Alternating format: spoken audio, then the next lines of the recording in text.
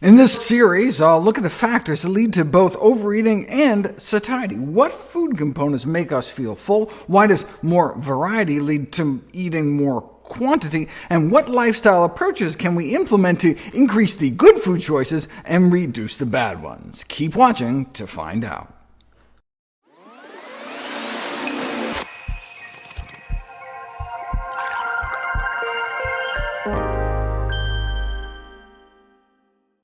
Anyone can lose weight eating less food. Anyone can be starved thin.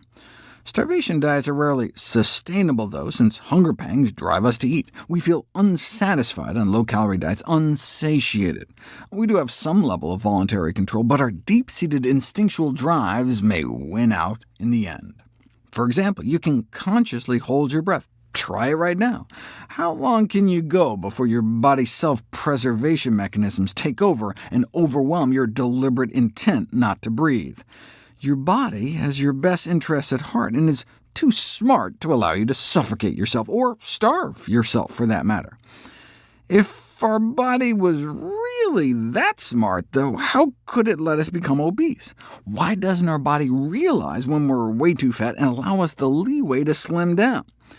Maybe our body is actually very aware and actively trying to help, but we're somehow undermining those efforts? How could we test this theory to see if that's true? So many variables go into choosing what we eat and how much. There are psychological, social, cultural, and aesthetic factors. To strip all that away and stick just to the physiological, Columbia University researchers designed a series of famous experiments using a food dispensing device. The term food is used very loosely here. Their feeding machine was a tube hooked up to a pump that delivered a mouthful of bland liquid formula every time you pushed a button. Research subjects were instructed to eat as much or as little as they wanted at any time. In this way, eating was reduced to just the rudimentary hunger drive, without the usual trappings of sociability, meal ceremony, and the pleasures of the palate. How much would people be driven to eat? Put a normal weight person in this scenario, and something remarkable happens. Day after day, week after week, with nothing more than their hunger to guide them, they eat exactly as much as they need, perfectly maintaining their weight. They needed about 3,000 calories a day, and that's just how much they unknowingly gave themselves. Their body just intuitively seemed to know how many times to press that button. Put an obese person in that same scenario, and something even more remarkable happens. Driven by hunger alone, with the enjoyment of eating stripped away, they wildly undershoot, giving themselves a mere 275 calories a day total. They could eat as much as they wanted, but they just weren't hungry.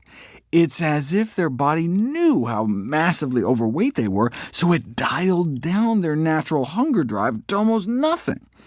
One subject started out at 400 pounds and steadily lost weight. After 252 days sipping the bland liquid, he lost 200 pounds.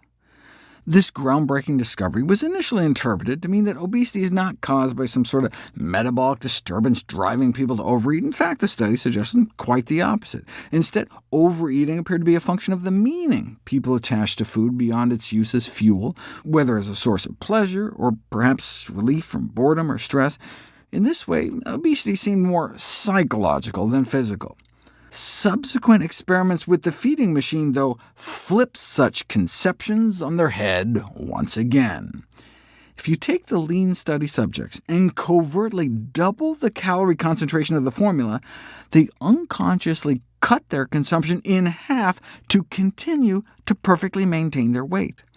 Their body somehow detected the change in calorie load and sent signals to the brain to press the button half as often to compensate. Amazing. Do the same with obese persons, though, and nothing changes. They continue to drastically undereat just as much as before. Their body seems incapable of detecting or reacting to the change in calorie load, suggesting a physiological inability to regulate intake. Might the brains of obese persons somehow be insensitive to internal satiety signals? We don't know if it's cause or effect. Maybe that's why they're obese in the first place, or maybe the body knows how obese it is and is shutting down the hunger drive regardless of the calorie concentration. Indeed, the obese subjects continue to steadily lose weight eating out of the machine, regardless of the calorie concentration of the food being dispensed. It would be interesting to see if they regain the ability to respond to changing calorie intake once they reach their ideal weight. Regardless, what can we apply from these remarkable studies to facilitate weight loss out in the real world? We'll explore just that question next.